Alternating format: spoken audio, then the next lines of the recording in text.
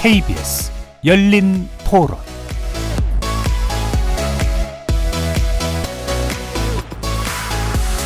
안녕하십니까. KBS 열린 토론 정준희입니다.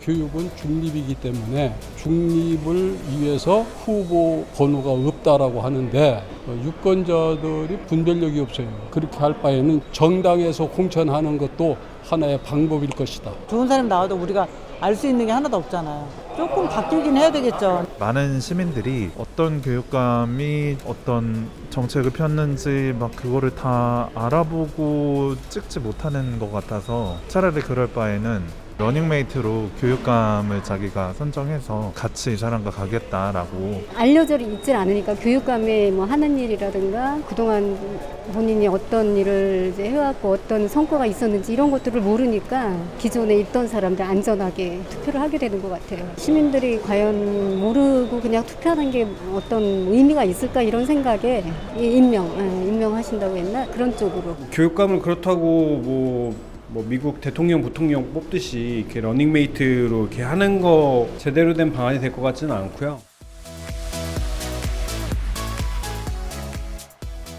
거리에서 만나본 시민들의 목소리 어떻게 들으셨습니까?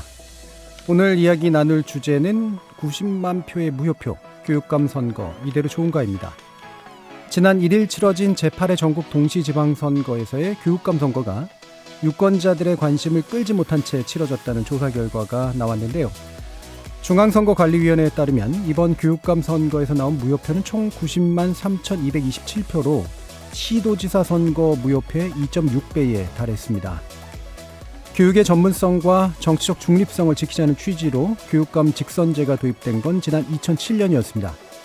이후 15년 정도 흐르는 동안 주민 대표성이 강화되는 등 긍정적인 효과가 있었던 반면 후보자에 대한 관심과 변별력을 유도해내지 못한 채 다소간 혼탁한 경쟁에 치우치는 모습을 보이면서 시도지사와의 러닝메이트제라든가 임명제 등 여러 대안이 거론되는 상황이죠.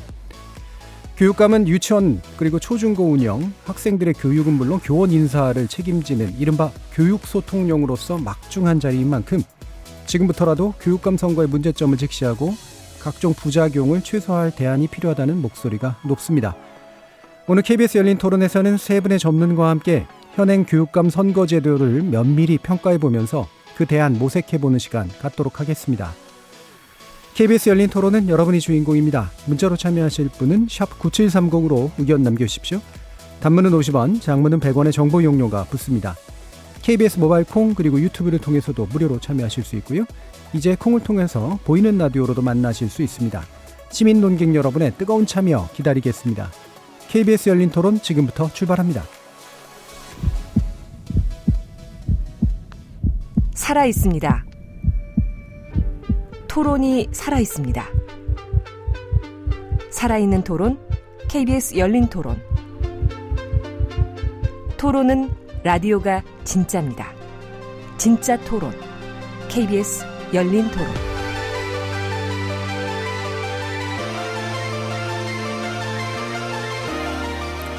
오늘 토론 함께해 주실 세 분의 전문가 소개하겠습니다. 먼저 2018년 인천 교육감 선거 예비 후보를 거치기도 하셨습니다. 박용수 서울대 사무국장 나오셨습니다. 네, 안녕하세요. 자, 그리고 이기우 인하대 법학전문대학원 교수 자리하셨습니다. 네, 안녕하세요. 2022년 서울시 교육감 후보이시기도 했습니다. 최보선 전 대구 가톨릭대 이탈리아학과 교수 함께하셨습니다. 안녕하십니까? 이번 이제 교육감 선거 전반적으로는 지선 자체가 투표율이 좀 낮기도 했습니다만 시도지사의 무효표하고 비교해봤을 때 한 2배 정도 넘는 그런 무효표가 나왔다는 거로 보면 포기를 했거나 또는 잘못 찍었거나 이렇게 된 것들이 이제 많다는 얘기죠. 이게 뭐 하나의 어떤 예이기는 합니다만 전반적으로 교육감 선거 제도는 변화가 좀 필요하다라는 이야기들이 평소에도 좀 있었기 때문에 기본적으로 어떤 입장이신지 한번 세 분 의견 먼저 좀 듣고 시작하도록 하겠습니다. 먼저 박용수 사무국장님 말씀 한번 들어볼까요? 네, 진행자께서도 말씀 주셨지만 제가 2018년에 교육감 선거를 나갔다가 한 2달 정도 달리다가 중도 사퇴를 했습니다. 사실 그전에는 제가 이제 교육 관료로서 한 29년 동안 공무원으로서 일을 했는데 사실 그중에 한 10년 정도가 이 지방교육자치와 교육청에 관련된 업무를 했단 말이죠.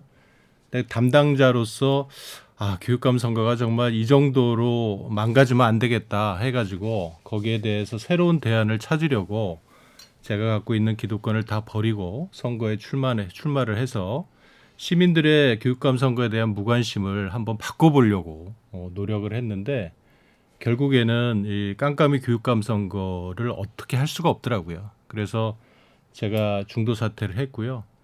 사실 이제 루저로서 한 1년 넘게 백수 생활을 하다가 사실 2018년에 사실 제가 작년에 책을 한 권을 썼는데 이 책을 2018년에 초록을 만들어 놓고 작년에 이제 재보궐 선거가 있다는 걸 다시 알고 한 6개월에서 8개월 동안 다시 책을 써서 이제 출간을 했습니다. 이제 출간을 하면서 제가 이 결론은 뭐냐면 이게 시민들의 잘못도 아니고요. 교육감 선거는 어느 누구도 관심을 가질 수도 없고 알 수도 없는 그런 선거가 돼버렸습니다. 그런데 여기에 지금 교육 예산이 2천억을 쓰거든요. 아이들한테 큰 죄를 짓는 거죠. 그래서 저는 이 책을 통해서 제가 제안을 한 게 이제는 단순하게 제도 개선이나 뭐 인식을 바꿔서 될 문제가 아니고 교육감 선거를 폐지하는 게 맞다. 소위 지방교육 자체를 없애는 게 맞다라는 게 제 최종적인 결론이고 제안입니다. 네, 알겠습니다. 한 분의 의견 들었고요. 이규 교수님도 말씀 주시죠. 예, 2007년도에 이 교육감 직선 제도가 도입되기 전에 상당한 우려가 있었습니다. 뭐 그때 물론 긍정적인 측면도 얘기가 되었지만 오히려 이게 매우 비교육적으로 또 정치화될 것이다 하는 그런 우려가 있었는데 몇 번 이 교육감 직선을 해본 결과 그때 논의되었던 긍정적인 어떤 효과보다는 부정적인 효과가 훨씬 더 많이 나타나고 있는 뭐 그런 것을 애청자 여러분들도 다 느끼시겠지만 너무 부작용이 크기 때문에 이대로 둘 수는 없다 하는 그런 입장입니다. 네, 알겠습니다. 최보성 교수님. 네, 박용수 박사님과 이기우 교수님께서는 이제 교육감 직선제를 폐지하는 입장이신 것 같습니다. 저 입장은 교육감 선거는 직선제로 가야 한다고 보고요. 다만 과정, 방법 이런 것들을 좀 개선할 필요가 있다고 봅니다. 깜깜이 선거라고들 하죠. 왜 깜깜이 됐는지에 대한 원인 분석이 좀 있어야 될 것 같고요. 차차 얘기를 나누겠습니다만 그러다 보니까 이념 대결로 치우칠 수밖에 없고요. 또 그러다 보니까 단일화라는 문제가 화두로 떠올라서 완전히 유권자들을 반으로 나누어서 단일화에 이제 성공하는 그런 쪽이 당선되는 그런 구조로 지금 바뀐 상태라서 매우 안타깝고 심각성을 느끼게 됩니다. 예, 안타깝고 심각성을 느끼시는데 어쨌든 직선제를 유지하면서 개선하는 것이 필요하다라는 그런 입장으로 네, 이해를 해보겠습니다. 자, 그러면 2007년에 도입된 교육감 직선제, 아까 이규 교수님도 뭐 도입 당시에 관련된 이야기를 해주셨습니다만, 긍정 효과, 부정 효과, 뭐 부정적으로 더 많이 보시는 것 같긴 합니다만, 관련된 양측의 측면들을 좀 설명을 부탁드리겠습니다. 예, 우선 이때 당시에 이제 직선제 도입을 주장한 측에서는 민주적 정당성이 강화될 것이다. 왜냐하면 간선으로 일부의 국민이 주민들이 참여하는 것보다는 주민 전체가 참여함으로써 이 민주성이 강화될 것이다. 뭐 이런 주장이었고요. 그 다음에 이제 그때 당시에 간선제를 채택함으로써 나타났던 여러 가지 폐단들, 특히 이 학연이라든가 지연이라든가, 그 다음에 또 선거 부정, 뭐 이런 것이 직선제를 채택하면 줄어들 것이다. 뭐 이런 긍정적인 효과를 예측을 했었고요. 또 그때 당시에 이제 부정적인 효과에 이제 매우 여러 가지 이제 우려들이 나왔었는데 그 우려들이 이제 현실로 나타나고 있는 것 중에 이제 하나가 아까 뭐 두 분 말씀에서도 나왔습니다만은 깜깜이 선거 또는 로또 선거. 그래서 도대체 유권자들이 어떻게 투표를 해야 될지 모르는 뭐 그런 문제가 이제 대두가 되었고, 그 다음에 이제 선택 기준이 없다가 보니까 뭐 특정 단체를 예를 들어서 좀 뭐 합니다만은 그 현실입니다. 정교조 소속 후보냐 비정교조 후보냐 이렇게 이제 나누어져 가지고 극단적으로 대결하게 되고 이게 이제 그 선거 후에는 여러 가지 그 교육 이념 가치 중에서 극단적인 선택을 하게 되어 가지고 대단히 이 교육 갈등을 심화시키는 뭐 이런 문제들이 대두되고 있고, 즉 다시 말해서 예를 들어서 뭐 정교조 교사가 당선이 되면 기존의 뭐 예를 들어서 특목고라든지 뭐 이런 거를 완전히 없애버리는 뭐 그런 이제 극단적인 선택을 하게 됨으로써 주민들 사이에 주민들의 요구하고 교육의 정책 결정하고 상당히 괴리가 발생하는 뭐 이런 문제들이 이제 나타났고요.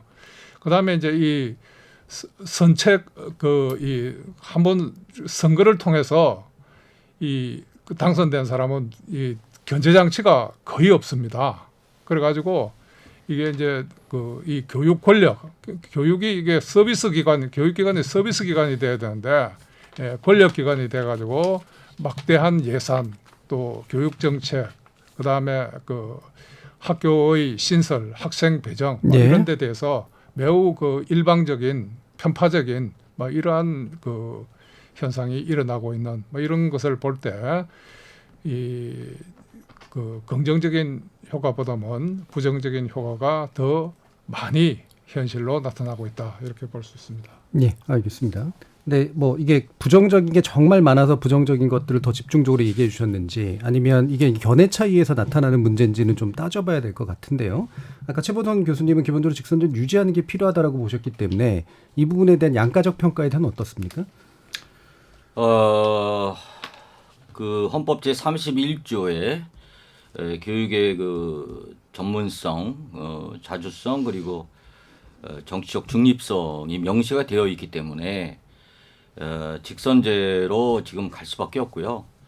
만약에 간선제라든가 폐지를 하려면 법을 바꿔야 되는데 국회가 하는 것을 보면 이렇게 빨리 바꿀 것 같지는 않습니다. 조금 전에 이기우 교수님께서 교육감을 견제할 수 있는 장치가 없다라고 하셨어요. 맞습니다. 지금 서울시 의회에 교육위원회가 있는데요. 15명으로 구성되어 있습니다만 교육 전문가가 없죠. 시의원들이 뭐 간혹 뭐 교육 전문가가 있을 수는 있지만 2010년도에서 2014년도까지는 교육위원 제도가 있었습니다. 안타깝게도 일몰제에 걸려 있었기 때문에 4년밖에 없었는데요. 그나마 교육감을 견제할 수 있는 장치 교육위원 제도입니다. 이거를 좀 부활시켜야 될 필요가 있고요. 이 직선제를 유지하되 아무도 모르는 상태에서 누구를 찍어야 될지 모르는 상태에서 투표를 하고 또 포기하고 아무나 막 찍을 수밖에 없는 이런 구조를 우리가 중지를 모아서 좋은 대안을 마련했으면 좋겠습니다. 네, 알겠습니다. 박용수 국장님 같은 경우에는 아까 굉장히 부정적인 면에 대해서 많이 집중을 해주셨는데 이 직선제가 제도의 근본적인 문제라고 보십니까? 네, 그렇습니다. 우리 최 교수님은 최근에 이제 출마를 하셨기 때문에 현장을 가보셨으면 알 것 같은데요. 이게 이제 근본적으로 실제로 시민들이 교육감 선거를 알 수가 없는 구조고요. 그리고 실제로 이제 투표장에 가보면 지방 동시선거에 가서 보면 7장의 투표용지가 나옵니다. 이번에 아까 앵커께서 오프닝 멘트 때 말씀 주신 것처럼 90만 표가 무효표가 나왔거든요. 그 말은 뭐냐면 7장을 받아 들고서도 소위 말해서 투표도장을 찍는 방법을 제대로 행사를 못했다는 거예요. 유권자가. 그러니까 아주 기본적인 가나다 수준에서도 안 되는 상황에서 과연 교육감 선거의 후보자의 면면을 찍을 수 있을까? 저는 이제 출마를 해서 사실 제가 2달을 하고 중도 사퇴를 했는데요. 중도 사퇴를 한 가장 큰 이유가 시민들이 교육감 후보자를 알 수 있는 방법이 없고 그럴 여유가 없다는 겁니다. 이게 상당히 형식 논리적으로 교육감을 뽑아야 되니까 직선제가 저도 이제 선거제를 하는데 간선제와 직선제 중에서 어느 게 좋겠냐 하면 저도 직선제가 좋다고 생각을 합니다. 근데 대한민국 제2교육감 선거는 전 세계에서도 유례가 없는 그런 선거고요. 1945년 해방 이후에 미 군정청 때 미국의 지방에 있는 로컬 스쿨 디스트리트의 그 선거 제도를 우리는 중앙정부, 그러니까 광역자치단체에서 도입된 선거거든요. 그게 이제 91년부터 도입돼서 여태까지 오고 있는데 이게 우리한테도 맞지도 않고 시민들은 알 수가 없는 그런 선거이기 때문에 우리가 현실을 좀 아주 냉정하게 살펴보자라는 거죠. 그런 의미에서 본다면 이렇게 돈 낭비하고 견제도 한다고 이게 정당 선거가 아니기 때문에 정당을 보고 투표를 할 수가 없습니다. 시민들이. 후보자 면면을 보고 선거를 해야 되는데 알 길이 없어요. 아시겠지만 이번에 동시선거에서 교육감 선거는 법정 토론에 한 번씩만 있었던 걸로 알고 있습니다. 그래가지고 어떻게 시민들이 무엇을 보고 후보자들을 보고 선택을 하겠습니다. 불가능한 거를 지금 하고 있는 상황인 것이죠. 네, 그 말씀을 들어보면 근데 제도의 보완을 통해서 해결할 수 있는 문제들도 꽤 많아 보이는데 네. 제도 자체가 근본적으로 문제라고 보신 이유는 뭔가요? 이게 처음에 저희가 이제 지방자치와 지방교육자치가 1991년부터 시작을 했는데요. 그 기본적으로 이제 간선제여서 이렇게 하다가 2007년부터 직선제를 했고, 그러니까 제도로 보면 상당히 진화 단계를 거쳤다고 볼 수 있죠.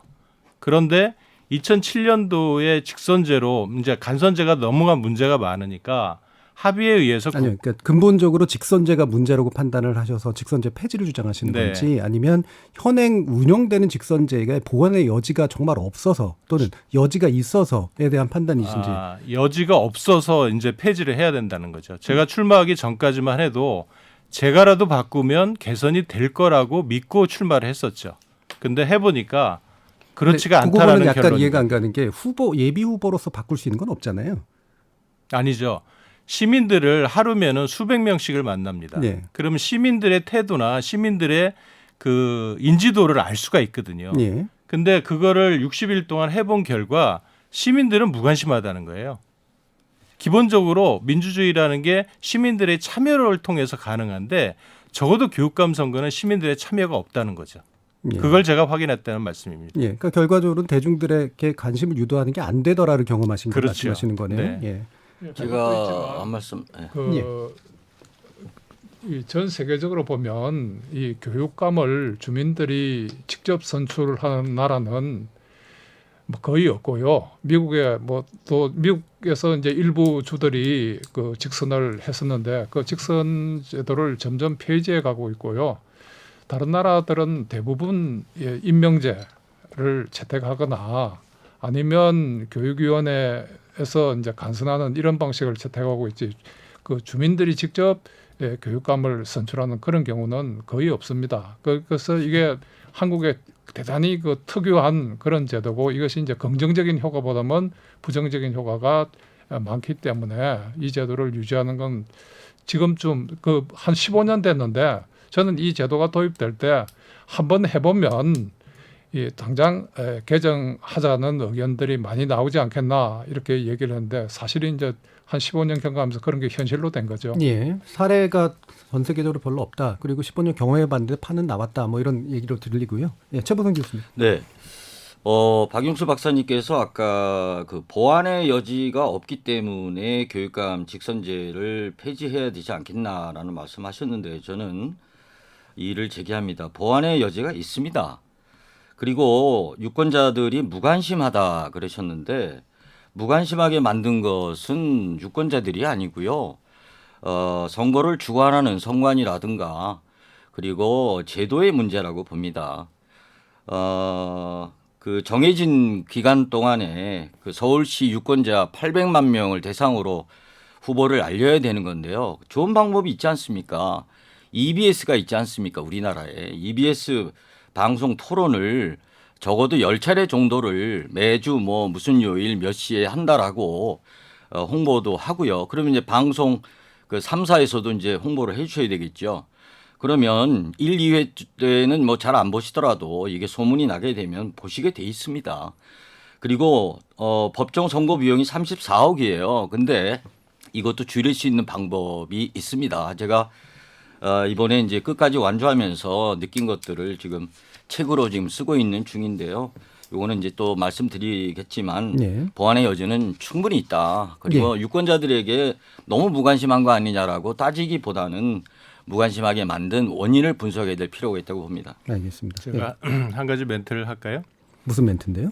아까 EBS 말씀하셨는데, 그러니까 그렇게 되면 좋죠. 근데 그렇게 안 된다는 거거든요. 제가 EBS가 교육감 선거 관련해서 실제로 교육방송이 EBS조차도 선거 전에 기획방송으로 해서 저한테 인터뷰를 사무실에서 와가지고 1시간 넘게 녹화를 해서 갔는데 EBS조차도 최종적으로 이거를 결방 조치를 했거든요. 그 말은 뭐냐면 교육으로 특화된 방송사마저도 선거 직전에 방송될 것도 방송을 안 하는 게 지금의 현실이라는 겁니다.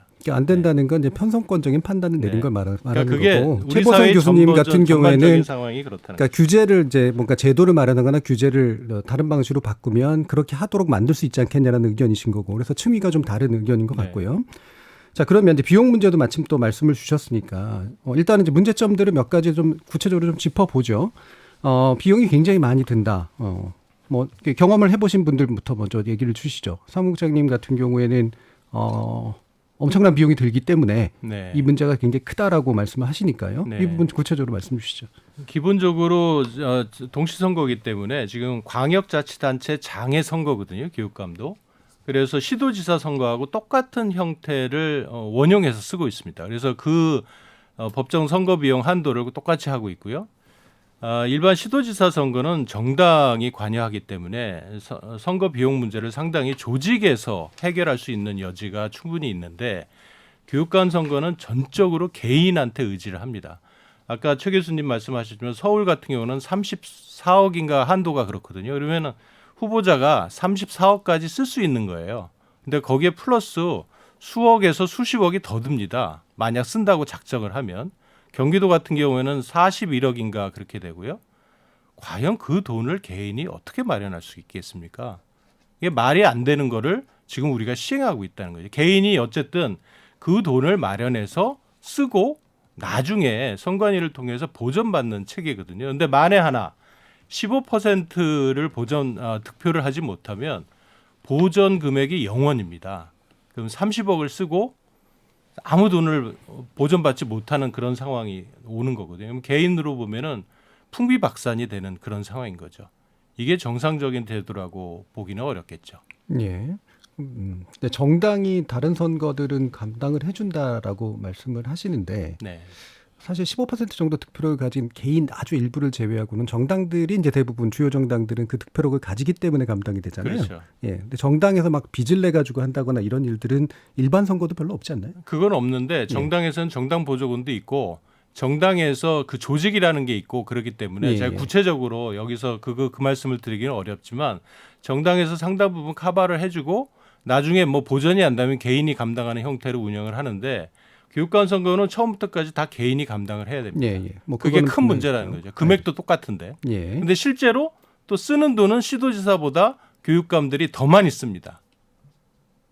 예, 그렇죠. 최 교수님도 실제로 또 바로 선거를 하셨으니까요. 네. 네.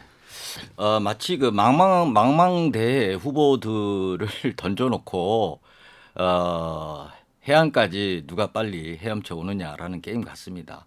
어떤 후보는 성능 좋은 보트를 갖고 있고 어떤 후보는 그냥 고무 튜브 하나 갖고 있고 어떤 후보는 그냥 수용을 해서 와야 되는 이런 건데요. 800 몇십만 유권자인데요. 1인당 400원 정도를 계산한 것 같습니다. 그래서 34억이라는 게 나왔고요.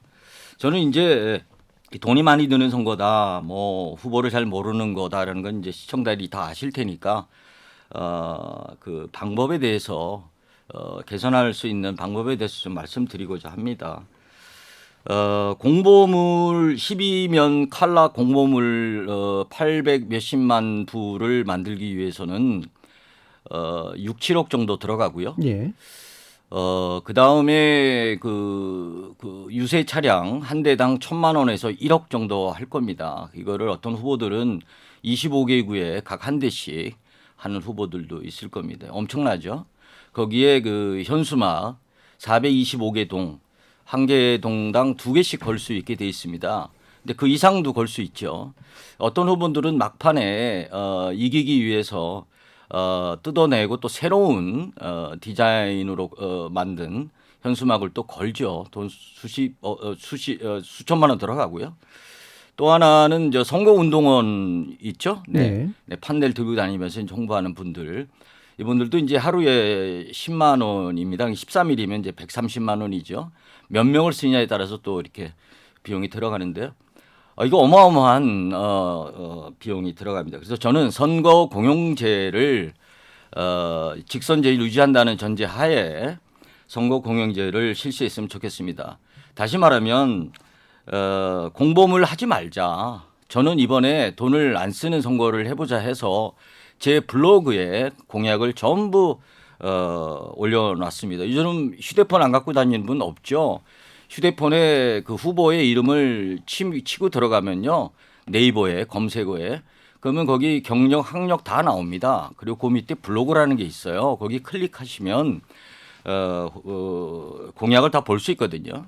그리고 현수막 그 동시 지방선거기 때문에 너무 혼탁스러워요. 너무 복잡합니다. 걸지 말자. 그리고 유세 차량 요즘 유권자들이요 시끄럽다고 그래요. 그래서 요즘은 막판에 가니까 뭐 조용히 그냥 돌아다니기만 하던데 별 뭐 효과가 없는 것이죠. 선거운동은 하지 말자. 그러면 엄청나게 선거 비용이 줄어들 것이고요. 아까 EBS 말씀드렸는데 이제 우리 박 박사님은 그게 힘들 것이다 했지만 힘들지만 하도록 해야죠. 공영방송 아닙니까 EBS도.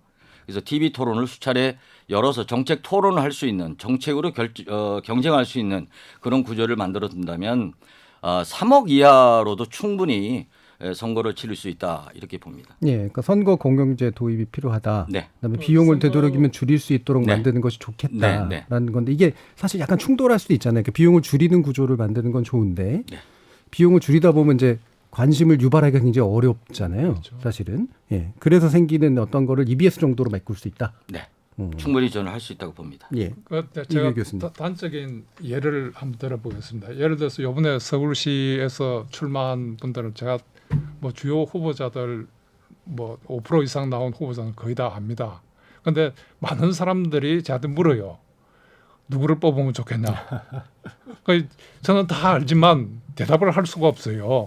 이럴 정도로. 그리고 저 자신도 굉장히 고심해서 선택하게 할 수밖에 없는 이제 그런 구조인데 만약에 이것을 선거운동까지도 안 한다 이러면 어떻게 유권자들이 후보자를 알 수 있으며 또 어떻게 선택을 하겠냐는 거죠. 뭐 이럴 때는 그냥 거의 자포자기 상태에서 투표를 하게 되고 그것이 무효표로 연결되는 것이고 이건 또 그다음에 이걸 공영제를 한다면 그 후보자가 부담해야 되는 비용을 결국은 세금으로 떼우는 거거든요. 그렇기 때문에 이게 그 직선제에 대한 근본적인 의문을 제기할 수 않을 수 없고요. 또 이것이 많은 경우에 당선된 교육감 또는 낙선된 교육감을 그 교도소의 담장 위에 올려놓는 이런 결과를 초래하기 때문에 이 제도에 대해서는 근본적으로 다시 생각해야 되고요. 또 왜 이 많은 비용을 직선제를 선택해서 낭비하게 만드느냐.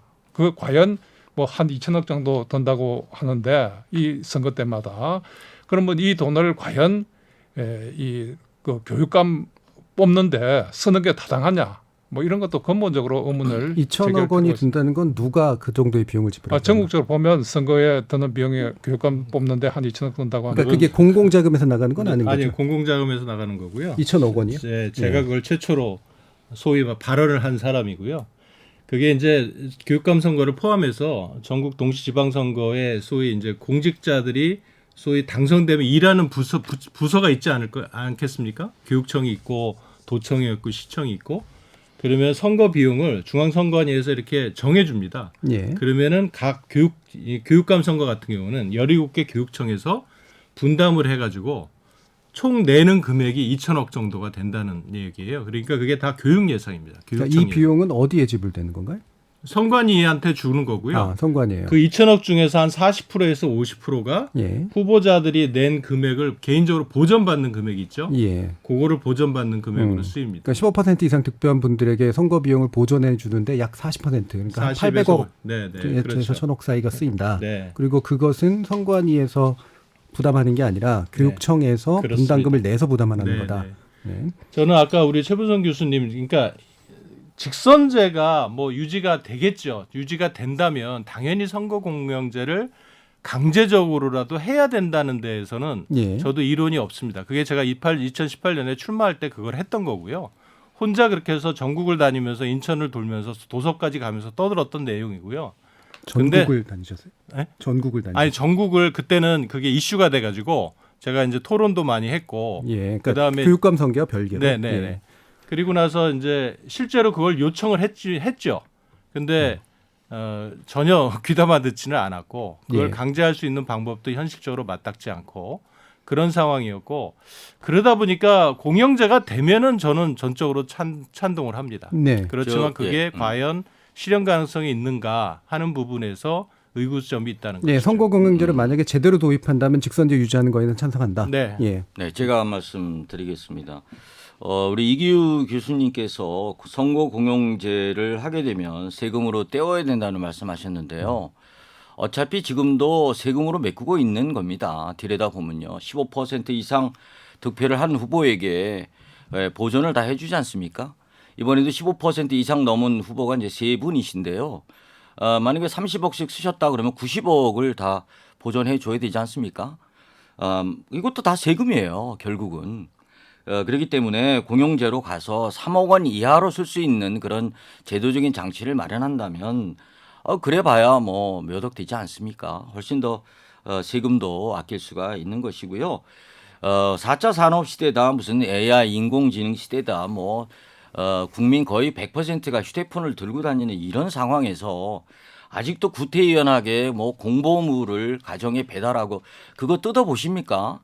우리 동네에 보면요, 저기 메일박스에 그냥 그대로 남아 있습니다. 뜯어보지 않습니다. 네, 그러니까 네. 지금 시대에 쓸데없는 비용을 줄이도록 하자는 그렇습니다. 말씀으로 네, 이해되고요. 네, 그거 네. 아마 이제 뒤에서 후반부에서 좀 더 자세히 네, 논의할 수 있도록 할 것 같고요.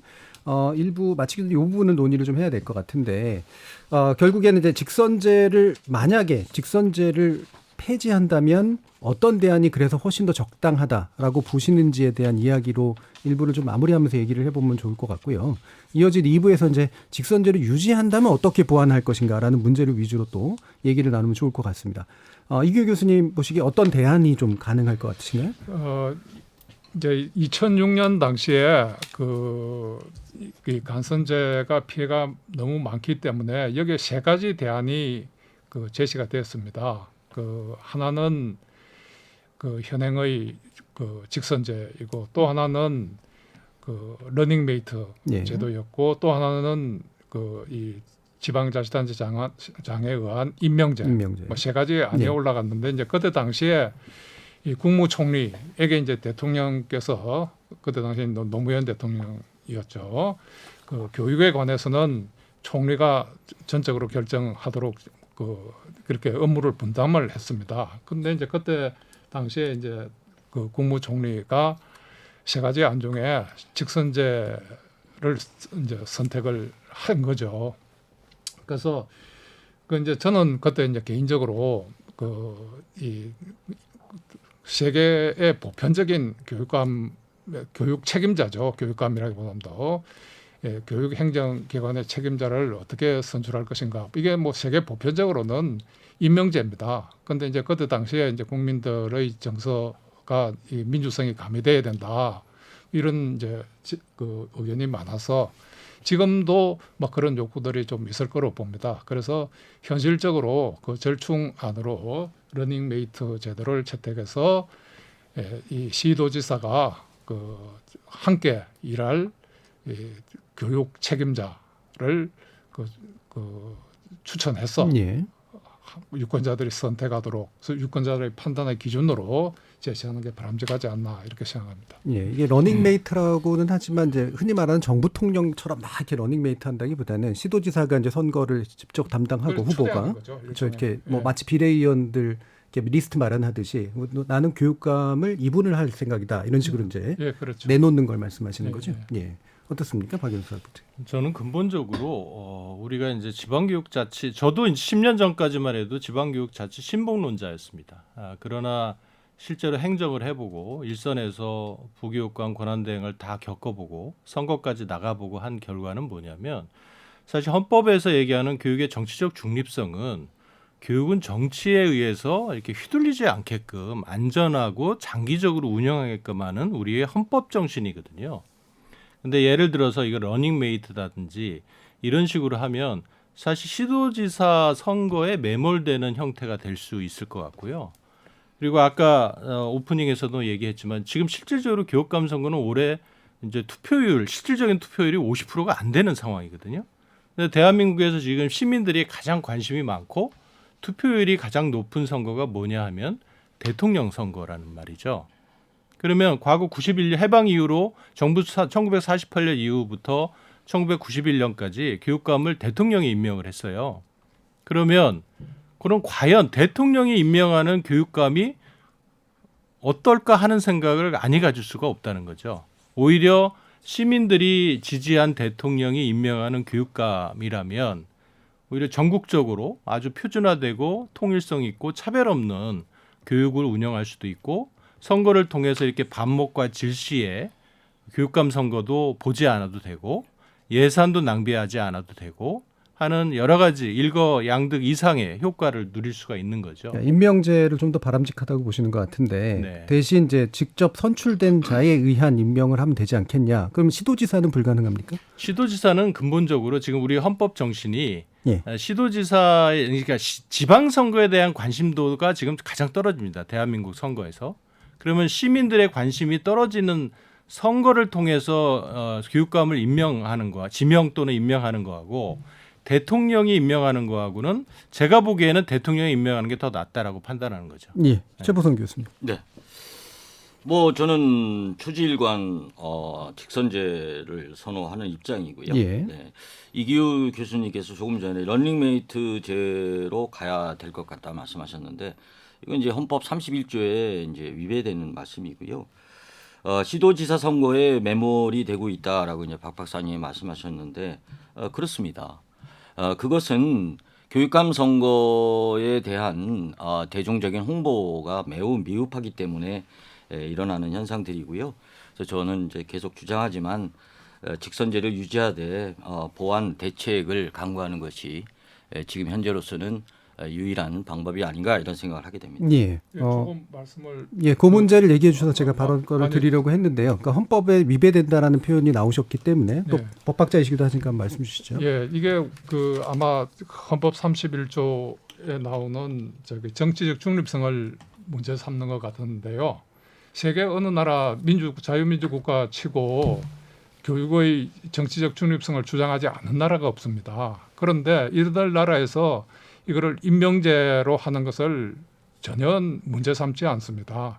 마찬가지로 이 정치적 중립성이라는 게 교육을 정치적 목적으로 이용하는 거, 예를 들어서 히틀러라든지 공산주의 국가에서 교육을 어떤 정치 도구로 삼는 이것을 금지하는 것이지 정당에 관여하고 이 자체를 금지하는 것은 아닌데, 이상하게도 우리나라에는 정당으로부터만 독립되면 뭐 교육의 중립성이 보장된다 이렇게 하는데, 사실 이게 교육감을 선거한다는 게 가장 정치적인 행위입니다. 예. 가장 정치적인 행위를 하면서 정치적인 중립성을 주장한 건 그 자체가 모순이라는 거죠. 네, 이기우 교수님이 조금 오해하신 것 같은데요. 제 의도는요, 임명제로 간다면 좋습니다. 네, 그거 뭐 반대할 이유는 없죠. 근데 국회에서 이제 결정을 해야 될 문제인 것 같다라는 말씀을 드린 거고요. 러닝메이트 제도는 현 상황에서는 정치적인 중립성을 위배할 소지가 있기 때문에 이거는 좀 힘들지 않겠나라는 취지로 말씀드린 겁니다. 저는 그거는 아니라고 봅니다. 예, 뭐 그건 두 분의 의견 차이는 충분히 좀 전달이 됐다고 판단을 하고요. 일단 일부에서는 직선제의 제도의 문제점 내지 단점으로 부각되고 있는 것들을 중심으로 좀 살펴봤고요. 이어지는 2부에서 직선제를 보완하거나 기타의 방안들은 어떻게 좀 마련해 볼 것인가라는 측면에 대해서 또 이야기를 나눠보도록 하죠. 여러분, KBS 열린 토론과 함께하고 계십니다.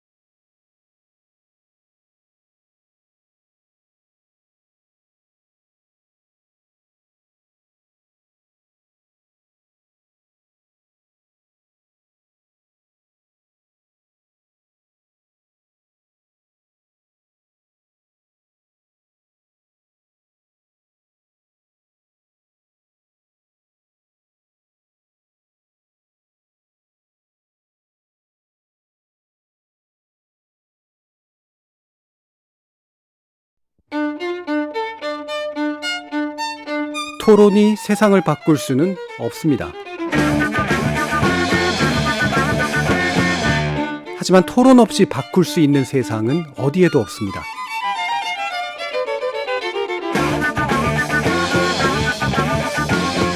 세상의 선한 변화를 갈망하는 당신.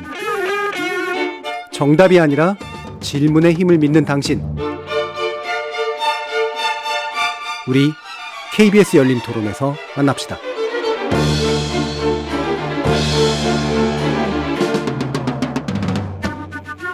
KBS 열린 토론 90만 표가 무효인 교육감 선거 이대로 좋은가라는 주제로 이기우 인하대 법학전문대학원 교수, 최보선 전 대구 가톨릭대 이탈리아학과 교수, 그리고 박용수 서울대 사무국장 이렇게 세 분과 함께 하고 있습니다. 뭐 보완책들을 좀 더 이제 논의해 볼까 하는데요. 일단은 한 가지 먼저 좀 보완책이기보다 약간 더 큰 변화가 있는 부분들에 대한 제안을 한번 좀 검토해 보시면 어떨까 싶은데, 전반적으로 너무 무관심했다 했지만 사실은 저희 이제 토론 이번 선거 바로 직후에 이제 토론을 했을 때 나는 굉장히 관심을 두고 투표를 했다라고 하는 패널 분들이 주로 여성 패널 분들이었는데 이런 말 언급도 해주셨고, 저도 개인적으로 사실 굉장히 관심을 두고 투표를 했고 저희 집도 그랬는데 실제로 관심을 두고 투표하는 층들이 상당수가 존재하거든요. 이게 이제 다수까지는 아니라고 이제 볼 수가 있겠지만 그게 이제 주로 아무래도 학령 인구가 이제 보통 초중고 정도에 해당하는 그런 학부모들의 경우에는 분명히 또 관심을 갖고 투표하기도 하고 이른바 맘카페나 이런 데서 굉장한 열정을 두고 또 논의가 이루어지는 경우들도 있습니다. 그래서 이런 부분을 확장하는 방법에 대해서 여러 가지 고민을 했으면 좋겠다 싶은데요. 그중에 이게 이제 뭐 실현 가능할지는 모르겠습니다만 제한적 주민직선제 안으로 실제 이해 당사자의 투표를 유도하는 게 어떻겠느냐라는 안에 대해서는 어떻게 보시는지 간단하게 한번 의견 주시죠. 최보선 교수님. 그렇게 되면은 이제 선거인단 수가 많이 줄게 되는 거잖아요. 그렇죠. 예. 그럼 학연, 지연 뭐 이런 거에 또 휘말리지 않을까요? 그래서 저는 반대합니다. 학연, 지연에 휘말리는 건 어떠세요? 예를 들어서 이제 그 2007년 이전에는 뭐 그 간선제였거든요. 네, 그 간선제에 출마하셔서 되신 분들 말씀 들어보면 그런 부분들이 많이 단점으로 지적된다고 하시더라고요. 네, 뭐 내가 어느 대학 뭐 어디과 나왔다, 뭐 어디 나왔다, 어느 출신이다, 충청도 출신이다, 뭐 경상도 출신이다 이런 거에 너무 이렇게 표가 몰려다니는 듯한 그런 단점이 있었다. 네, 그런 말씀들을 많이 들었습니다. 네, 그러니까 투표하시는 분들의 사람 수가 줄어들면 결국 간선제하고 유사한 효과가 나타나지 않느냐 뭐 이런 의도신 것 같고요. 그렇습니다. 예, 박용수 국장님. 뭐 저도 같은 생각이고요. 예. 이미 2007년 이전에 간선제와 다를 게 없고요. 그리고 이제 주민직선제의 형태를 하면서 그렇게 투표권을 제한하는 게 법상으로도 문제가 많을 거라는 판단이고요. 상당히 쉽지 않을 것 같습니다. 그리고 이제 아까 그 열성 관심자들 예. 이런 분은 분명히 학부모들 중에서 많기는 한데 실제로 길거리에서 현장에서 만나보면 그분들도 자녀 교육에 대해서는 관심이 많은데 교육감 선거에 대해서는 별로 관심이 없습니다. 그게 제가 60일 동안 다녀본 결과에서 그렇게 제한하는 거는 실질적인 효과도 없다라는 게 제 결론입니다. 네, 이기우 교수님. 네, 저도 반대인데요. 왜냐하면 이 교육 문제가 학부모만의 문제가 아니라 전 주민의 관심사입니다. 예. 그 지역의 교육이 어떤 것이냐 하는 것이 그 지역에 살 것인가 말 것인가 정규 요건을 결정할 정도로 중요하기 때문에 또 뭐 현실적으로 보면 부동산 가격도 교육 수준이 어떠냐에 따라서 좌우될 정도로 전체 주민에 영향을 미치기 때문에 학부모들만 그 선거권을 갖는다 하는 것은 평등 선거에 위배되지 않을까 예. 봅니다. 예, 법적으로도 여러 가지 단점들이 있고 실제로 대표성을 확보하는 데도 분명히 문제가 있어 보이는 그런 제안인 거는 확실한 것 같은데, 근데 세 분 말씀을 들어보니까 주민 참여를 굉장히 늘려야 될 것 같은 그런 생각이 드는데 그럼 어떻게 늘릴까라는 그런 측면인데요. 아까 이제 최보선 교수님께서 이제 EBS 같은 데다가 사실은 이제 이 부분은 이건 제도만 바꿔도 사실 금방 가능한 부분이긴 한데 그런 방식의 어떤 이제 제도가 필요하다. 근데 EBS만으로 사실 좀 되는 거는 좀 아닌 것 같아요. 그렇습니다. 네. 지상파가 뭐 예를 들면 그럼요. 같이 가야 된다. 그럼요. 예. 지상파는 많이들 보시거든요. 예. 시청자분들이. 그래서 EBS에서 언제 몇 시에 교육감 정책 토론회가 있다라는 거를 홍보를 좀 해주시면 되고요. EBS에서는 짜임새 있게 프로그램을 잘 짜서 모든 후보들 일단 한 번씩 전부 돌아가면서 토론할 수 있는 기회를 주시고요. 이번에 그저 강심환 후보가 토론하면서 말씀하신 게 있어요. 1회 KBS에서 아마 1회 정도 토론회를 한 것 같은데 그것도 오전에 했습니다. 그런데 5% 이상의 지지율을 갖고 있는 후보만 초대돼서 결국은 이제 네 분만 나가서 이제 하게 됐죠. 저하고 이제 강신만 후보 당연히 못 나갔죠. 이런 불합리한 그 TV 토론이 어디 있습니까? 일단 기회는 주셨어야죠. 예. 네, 그래서 초기에 한두 번 정도는 EBS에서 토론을 하게 하고 그다음에 여론조사를 해서 5% 이상 나오는 후보들만을 가지고 토론회 한다는 건 있을 수 있지만 이건 너무한 거 아니냐. 예. 애초부터 이제 그 네, 그렇습니다. 노출을 봉쇄하는 건 문제가 기울어진 있다. 운동장에서 그냥 마구 그냥 게임을 하라라고 하시니까 예. 저로서는 방법이 없습니다. 예, 박영수 국장님. 제가 2018년에 이제 출마를 하기 전에 제가 인천에 있을 때 지역 언론에서 저한테 출마 독려를 많이 했습니다. 그러면서 제가 그때 내걸었던 게 뭐냐면 6월달 교육감 선거 전에 지역 언론사에서 소위 토론마당을 만들어 달라. 그걸 5번 이상 만들어 달라고 요구를 했고 그럼 내가 출마하겠다 그렇게 얘기를 했습니다. 그래서 그때 당시에 편집국장, 부사장, 사장님들이 그렇게 하겠다고 했어요. 그리고 나서 제가 출마를 했습니다. 했는데 단 한 번도 토론회가 마련되지 않았어요. 그래서 그분들이 사장님들이 편집국장님들이 뭐라고 그러셨냐면 교육감 선거는 이게 해보니까 관심이 없어서 이게 광고 문제도 있고 이게 안 된다 토론회 자체가. 그래서 제가 이제 올해 같은 경우에 제가 책을 내고 나서 사실 많은 인터뷰 기사를 하고 그나마 이 교육감 선거에 관심을 가진 게 사실 제가 이 문제 제기를 해서 그렇게 될 가능성이 상당히 높습니다. 그럼에도 불구하고 지금 우리 국민방송인 KBS조차도 이런 토론회를 방송사 주관으로나 아니면 방송사가 연합해서 한 적이 없는 것으로 제가 알고 있고요. 어느 17개 시도에서도 지금 그런 데가 없는 걸로 알고 있습니다. 이런 상황에서 과연 어떻게 교육감 후보자들 면면을 알릴 수 있고 그런 기회가 없는 상황에서 시민들은 어떻게 할까? 이게 쉽지 않은 과제다 이렇게 생각하고 있습니다. 그러니까 정책적으로 늘리는 제도를 만드는 거에 대해서 동의하시나요? 저는 동의합니다. 예. 네. 현실적으로 그냥 맡겨놓으면 안 된다라는 그런 안 말씀. 되더라고요. 예. 제가 다 해본 겁니다. 근데 이건 약간 이제 지나간 얘기긴 합니다만 언론사에서 출마를 권유하는 게 일반적인 것 같지는 그러니까 않아요. 이건 사적으로 뭐 소위 이제 그 언론 기자들 같은 경우는 이제 지역이기 때문에 서울 예. 같은 데가 아니기 때문에 뭐 박용수가 나오는 게 좋겠다 싶은 얘기가 있으니까 예. 한번 나와서 해봐라. 근데 저 같은 경우는 교육감 선거가 이 관심도 없고 이런 토론회도 없는데 내가 나가서 어떻게 시민들한테 알릴 거냐 그렇게 얘기를 했더니 그럼 우리가 토론회를 그렇게 많이 만들어 주겠다 했는데 결국에는 그 약속을 지키지를 않았다는 말씀이죠. 예, 뭐 사적인 수준의 이야기를 해주신 것 같습니다. 이게 공적인 건 약간 문제가 생길 수도 있기 때문에. 네. 자, 이규 교수님은 이런 활성화 방안 토론을 유지로 한. 그건 이제 지금 직선제를 유지한다는 걸 전제로 해서 그렇죠. 말씀하시는 것이고요. 저는 이걸 아까 최보선 교수님께서 저기 공영방송, 특히 교육방송에서 토론을 늘리면 좋겠다 했는데 설사 토론을 한다고 하더라도 얼마나 많은 그 주민들이 그 교육감 이 토론을 시청할 것인가 저는 굉장히 부정적으로 보고요. 차라리 시도의사하고 함께 토론하고 시도의사의 정책 속에 그 패키지로 교육 문제가 논의될 때 훨씬 시청률이 높아지지 않을까 이렇게 생각되고 그렇게 되면 아마 교육이 이 시도지사 선거에서 굉장히 중요한 비중을 차지하게 되리라고 이제 이렇게 생각을 합니다. 그리고 이 교육감 직선제를 폐지한다면 이런 걸 거론할 필요가 없이 또 여러 가지 보완책을 생각을 할 수가 있는 거죠. 현재 이제 직선을 하다 보니까 가장 큰 문제가 권력이 너무 집중되는 뭐 이런 현상을 초래하는데 이런 것도 직선제를 폐지해야 되는 뭐 그런 이유 중에 하나가 아닌가 이렇게 봅니다. 예. 근데 교육감의 권력이 지나치게 집중돼 있는 게 직선제의 문제라고 볼 수도 있지만 직선제는 어차피 정당성을 부여하는 방식이니까 그걸 정당화하는 거고 교육감의 권한에 관련된 제도를 바꾸면 또 되는 문제 아니겠습니까? 이 부분에 대한 의견은 어떠신가요? 저는 그 교육감이 뭐 과도한 뭐 정책 권한이 있다 이렇게 생각은 안 하고요. 예.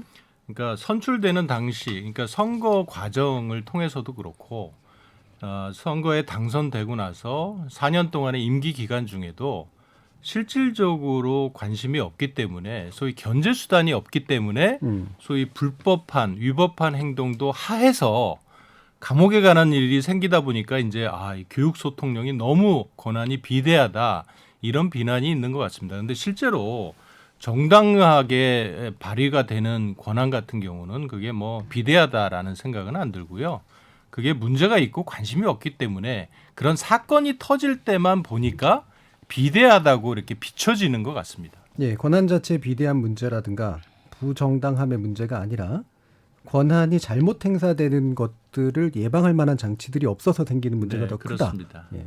그 권한 분산론에 대해서 어떻게 보시나요, 네. 최보통 교수님? 제가 2010년부터 14년까지 이제 8대 교육위원을 하면서 교육청의 여러 가지 뭐 예산이라든가 교육 행정을 자세하게 들여다볼 수 있었습니다. 들여다보니까 11조 몇 천억의 예산 가운데 경직성 예산이 70%예요. 교사들과 이제 직원들의 봉급 그리고 학교당 보내는 학교 운영비 그게 70%입니다. 나머지 30%를 가지고 이제 다른 사업들을 하는데요. 시스템에 의해서 돌아가기 때문에 밖에서 알고 있는 것처럼 그렇게 교육감의 권한이 엄청나다라고 볼 수는 없습니다. 교사들 뭐 채용이라든가 뭐 승진이라든가 이런 문제는 역시 다 시스템에 의해서 돌아가는 거고요. 저는요 교육감의 권한 좋습니다. 너무 지나치다는 지적 이렇게 하면 될 것 같습니다. 각 학교 1354개의 초, 중, 고 교장 선생님들께 권한을 대폭 드리고요. 책임을 갖게 하면 된다고 보고요. 또 하나는 이제 그것이 이제 교육 자치와 연관이 되는 것이죠. 교육 자치라고 하는 것은 학생 자치, 학부모 자치, 이제 교사 자치인데요. 교육 자치가 빨리 안착이 된다면 교육감의 권한을 분산할 수 있다고 보고요. 또 하나는 서울에는 11개의 지원청이 있습니다.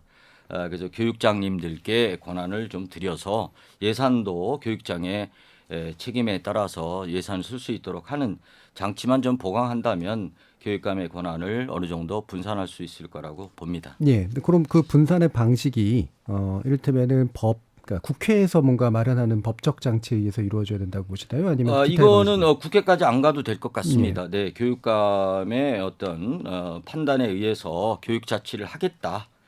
교장에게 권한을 대폭 이양하겠다. 뭐 11개 그 지원청의 교육장께 권한을 대폭 이양하겠다라는 결정만 하면 저는 된다고 보고 싶습니다. 예. 자세한 법률적인 것은 우리 이기우 교수님께서 잘 아시리라고 봅니다. 왜냐하면 제가 그런 질문을 드린 이유가 네. 교육감의 이제 선의에 맡겨지는 측면들이 좀 있어서 그러면 이제 권한 분산 효과가 제도적으로 보장되는 건 아니지 않느냐 이런 것으로. 예, 그 가장 큰 문제가요. 이 권력은 이렇게 모으면 이게 굉장히 비대해지는 것이고 항상 남용의 우려가 있거든요. 그런데 이제 뭐 미국을 비롯해서 전 세계에서 교육 행정을 그러니까 우리가 소위 말하는 교육 자체에 대한 책임을 광역 단위 우리나라 같이 뭐 200만, 300만, 뭐 1000만 이런 단위에 맡겨놓은 나라는 없습니다.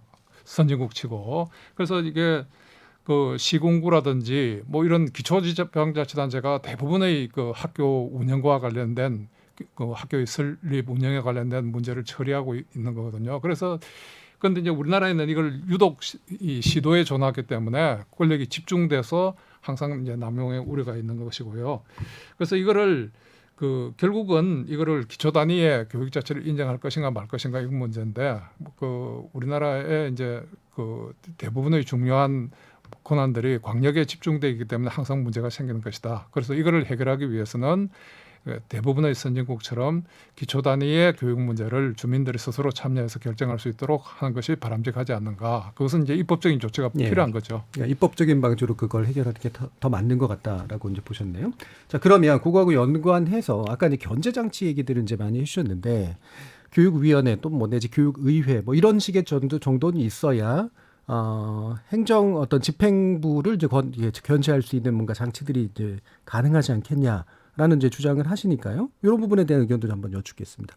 박 부장님부터 말씀 주시죠.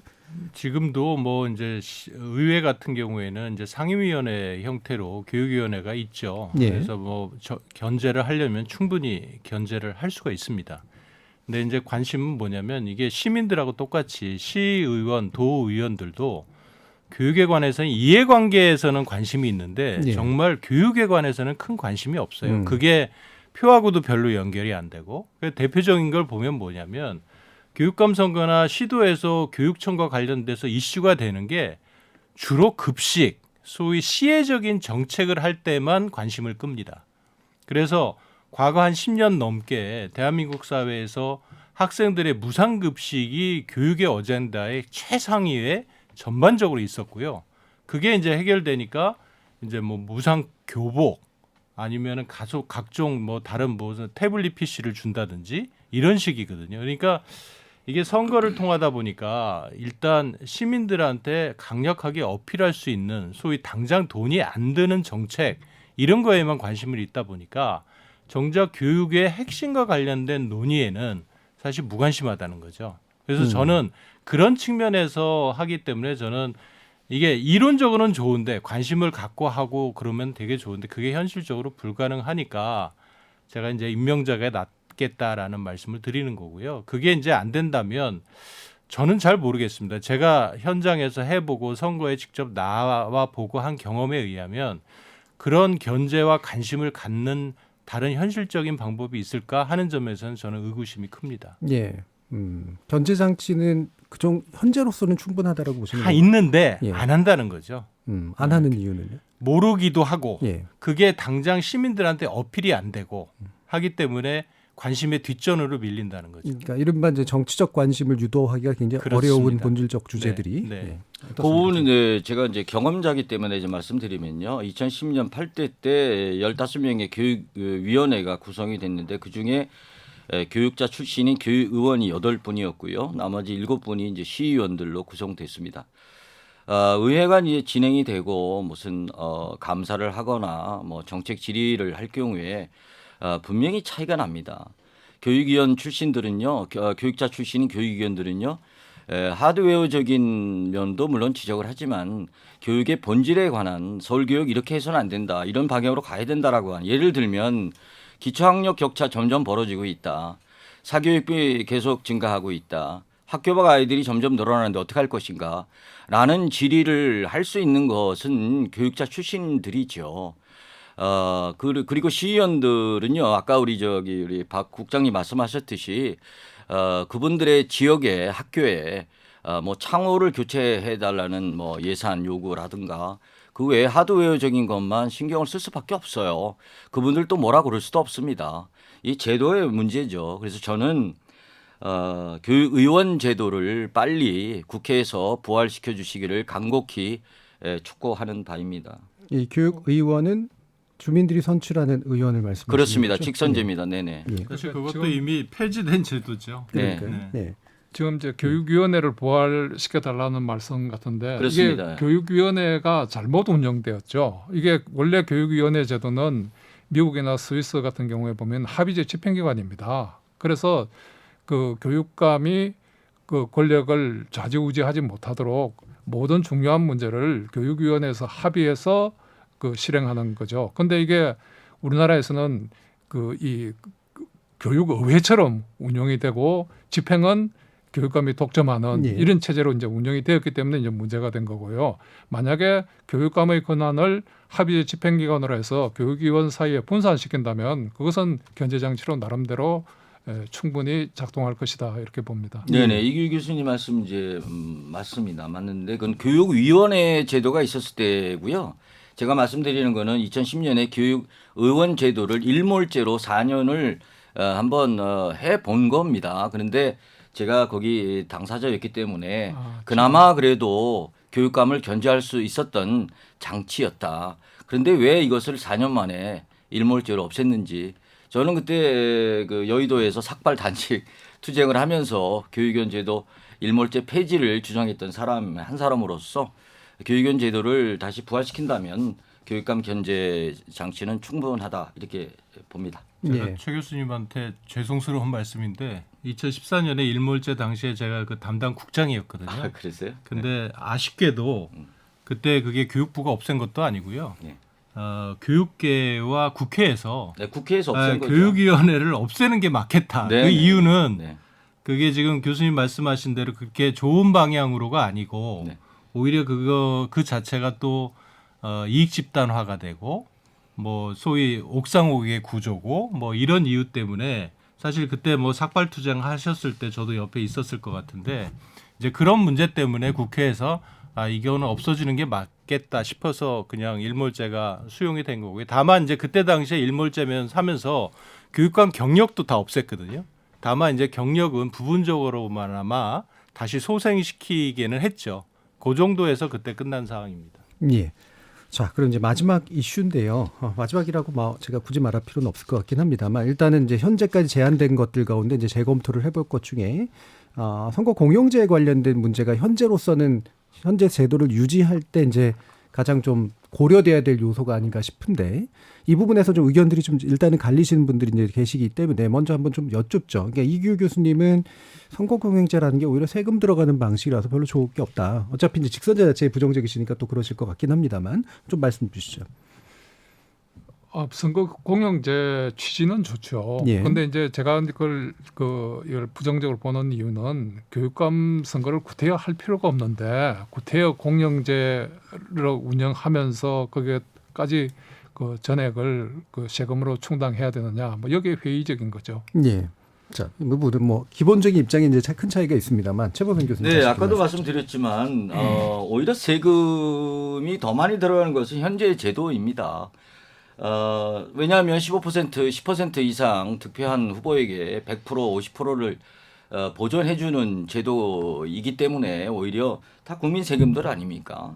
오히려 세금이 좀 덜 들어가는 제도가 선거공영제가 아닌가. 그래서 선관위가 주도해서 선거공영제를 정착시켜 나간다면 이렇게 과도한 선거 비용은 들지 않도록 할 수 있지 않을까. 그리고 계속해서 말씀드리지만 공영방송에서의 수차례 토론을 통해서 후보자들의 공약을 널리 알리고 그렇게 되면 저는 분명히 확신컨대 유권자들의 관심이 커져 갈 것이다 이렇게 생각이 됩니다.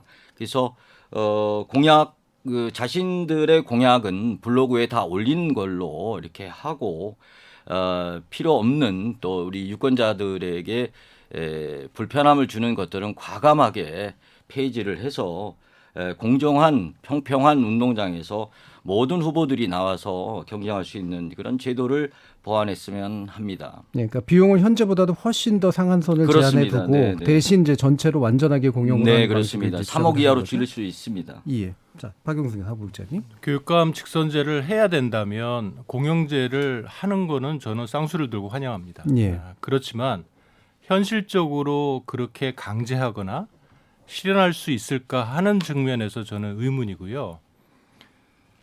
그래서 어려운 거죠. 그래서 제가 아주 급격하게도 교육감 선거제도를 오히려 폐지하고 대통령 임명제, 이 과거의 제도로 돌아가는 게 좋겠다라는 결론을 맺은 거고요. 공영제를 사실 원래 제가 2018년에 출마할 때도 지금의 공영제 주장하고 있는 내용을 실천을 한 겁니다. 선거 비용을 50%로 줄이고 제가 산무선거를 했고요. 남의 돈 10원 한 푼 안 받고 100% 제 돈만 썼고요. 그러다 보니까 제가 돈이 많지 않기 때문에 선거 비용의 딱 반만 쓰겠다 해서 모든 계약까지 다 해서 완료를 했던 거죠. 그렇지만 그게 무용지물이 됐다는 걸 알았기 때문에 제가 중도 사퇴를 했던 거고요.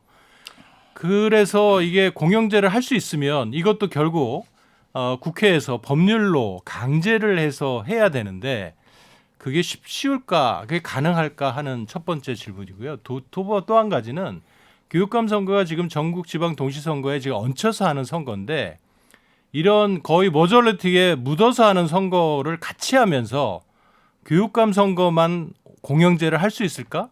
이거는 더 현실적으로 어려울 것 같아요. 오히려 교육감 선거제를 따로 분리 독립을 해서 공영제의 제도를 다시 만들어야지 동시 지방선거를 하는 형태에서 공영제를 한다?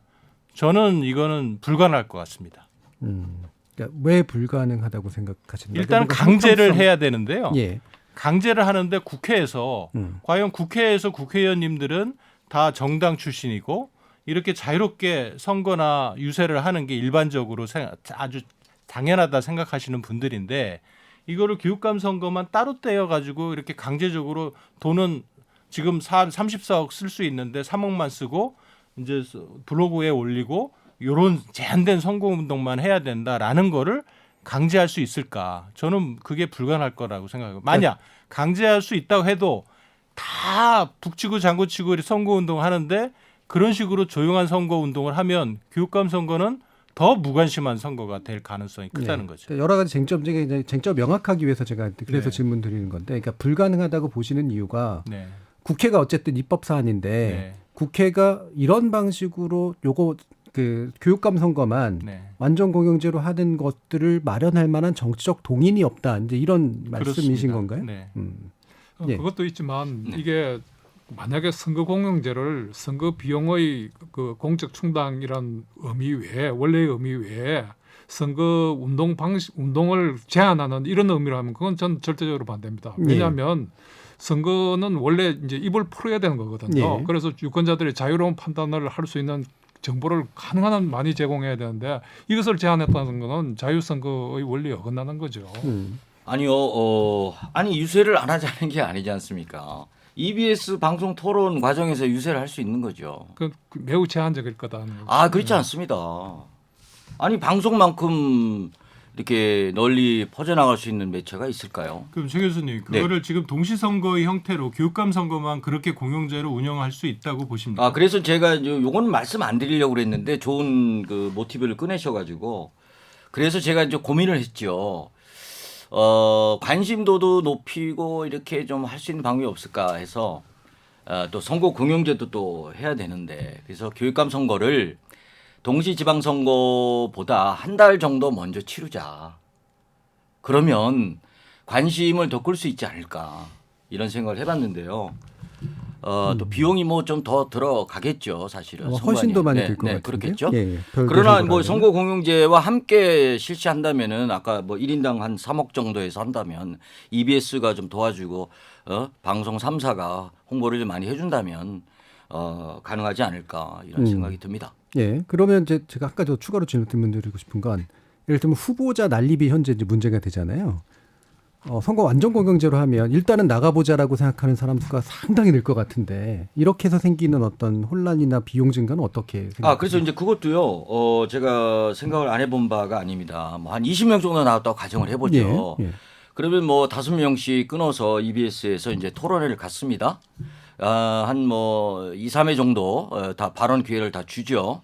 정책 공약 뭐 이런 것도 전부 알 수 있는 기회를 알릴 수 있는 기회를 주고요. 그 다음에 이제 그 공신력 있는 여론조사 기관에서 여론조사를 하면 어떨까요? 그렇게 해서 몇 % 이하는 출마할 수 없다라고 하는 그런 규정을 둔다면 출마할 수 없다? 일종의 뭐 예선전 성격으로 할 수 있지 않을까요? 그러니까 선거 그러니까 개시된 이후에 EBS에서 뭐 토론하고 나서 나중에 뭐 이렇게 사람 수를 줄여서 하는 토론 이런 게 아니라 아예 출마 자체를 제한하는. 뭐 좀 뭐 너무 강압적이긴 하지만 뭐 그럴 수도 있고요. 그리고요 제가 생각하기에 이렇게 20명씩 이렇게 나올 수가 없습니다. 그리고요 3억 원의 이제 그 비용이라고 얘기했지만 예비 후보 등록부터는 자기 돈이 들어가요. 우리 박 박사님도 출마를 해보셨기 때문에 아시겠지만 예비 후보 등록부터 돈이 들어가기 시작합니다. 보전 못 받는 돈이에요. 그것도 엄청 들어갑니다, 사실은. 알겠습니다. 자, 그럼 이제 마무리 발언 좀 들을 시간인데요. 지금까지 이제 여러 의견들을 주셨습니다만 사실은 합치되는 방식보다는 상당히 근본적으로 좀 태도나 입장이 좀 다르시기도 하고 동시에 이제 만약에 어쩔 수 없다면 현실적으로 문제를 해결하는 방안 측면에서는 일부 이제 합치되는 부분은 있긴 한데 또 그거를 궁극적으로 이제 대안 제시의 영역에서는 이제 사실 선호하시는 대안들이 조금씩 다르신 거는 같아서요. 마지막으로 혹시 못다 하신 말씀이라든가 강조하고 싶으신 말씀 있으시면 들어보는 거로 하겠습니다. 먼저 이규 교수님부터 한번 들어볼까요? 예, 어떤 제도든지 장점과 단점이 있는데 교육감 직선제도는 직선제의 폐단이 수용할 수 있는 한도를 넘고 그렇기 때문에 이건 폐지되는 게 맞다고 보고요. 만약에 이 직선제를 유지하겠다면 유권자의 판단 기준과 민주적인 정당성을 강화하기 위해서 이 결선 투표제를 도입해서 이 후보자 날림 문제를 해결하고 이 유권자의 선택을 도와주는 것이 바람직하지 않은가 이렇게 생각합니다. 예, 박용수 목사님. 제가 실제로 이제 정책을 담당하고 교육청에서 일을 해보고 그다음에 선거에도 나가보고 그렇게 해봤는데 이 교육감 선거는 특히나 현실과 이상의 그 괴리가 그 격차가 너무 큰 게 현실이고요. 그리고 더 치명적인 한계는 이런 현실과 격차를 많은 분들이 모르고 있다는 거예요. 우리 민주 시민들이 모르고 있다는 그런 사실인 거고요. 그러다 보니까 이 교육감 선거제도 자체가 교육을 잘 하기 위해서 만들어진 제도인데 아이러니하게도 교육을 망가뜨리는 제도로 지금은 전락해 버렸고요. 그게 지금 15년째 계속되고 있습니다. 올해는 지방선거가 특히나 유권자들이 관심이 저조해서 특히 교육감 선거는 무효표를 포함하면 50% 투표율도에 다르지 못하는 그런 아주 비참한 그런 한 해가 되기도 했습니다. 과연 이런 상황에서 어떻게 하는 게 가장 최선일까? 사실 대한민국의 지방교육자치제도는 정체불명의 제도입니다. 해방 이후에 미 군정청에 의해서 도입된 제도기는 하나 그 미국의 제도도 아니고요. 우리는 거의 교육감 선거를 투표로 해서 뽑는 게 가장 지상과제다 해서 여기까지 왔는데 그 결론은 아무도 관심이 없고 아무도 이익을 못 보는 제도다 이렇게 생각을 드는 겁니다. 그래서 저는 이번에 이제 대선도 있었고 그런데 그래도 대한민국에서 가장 시민들의 관심과 투표율이 가장 높은 게 대통령 선거이기 때문에 대통령이 임명하는 교육감이 그래도 현실적으로 가장 실용성이 있는 제도다라는 결론에 이르렀고요. 그래서 그 결론을 시민들께 제안하고 싶습니다. 예. 자, 최보선 교수님 말씀. 조금 전에 그 결선 투표제를 말씀하신 이규 교수님 의견에 전적으로 공감하면서 제 마무리 발언을 하도록 하겠습니다. 우리 대한민국의 청소년들은 세계적으로 두뇌가 우수하고요. 끼와 재능이 넘쳐납니다. BTS를 보시면 다 아시죠. 그만큼 우리 서울교육, 대한민국 교육이 중요한데요. 교육감 선거 제도로 인해서 지금 현재 그 이념에 치우치거나 좌우로 후보들도 나뉘어져 있지만 유권자들조차도 좌우로 나뉘어지는 안타까운 현실에 있습니다.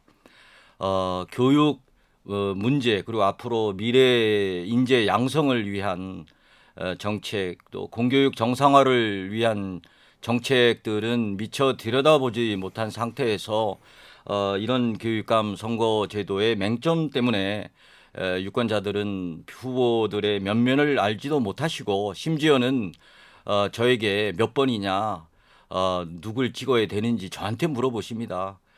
이건 너무 안타깝고요.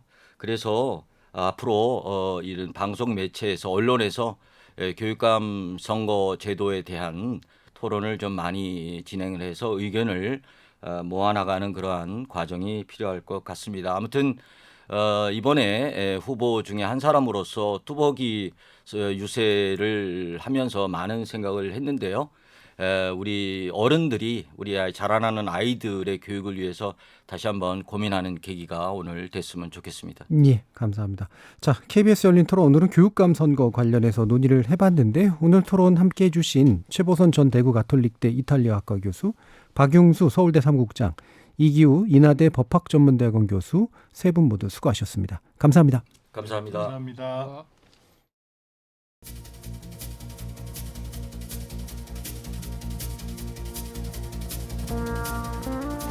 권력 분산 그리고 자치의 확대는 성숙한 민주주의를 위해 꼭 필요한 일이기는 하죠.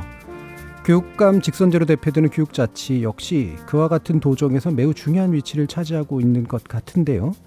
선거제도의 역기능을 짚자면 아마 한도 끝도 없을 겁니다. 근데 만약에 제도 개선이 필요하다면 행정적 효율에만 초점을 맞추기보다는 더 많은 관심과 참여를 이끌어내기 위한 개선이 필요하지 않을까 생각해 봅니다. 참여해주신 시민논객 여러분 감사합니다. 지금까지 KBS 열린 토론 정준이었습니다.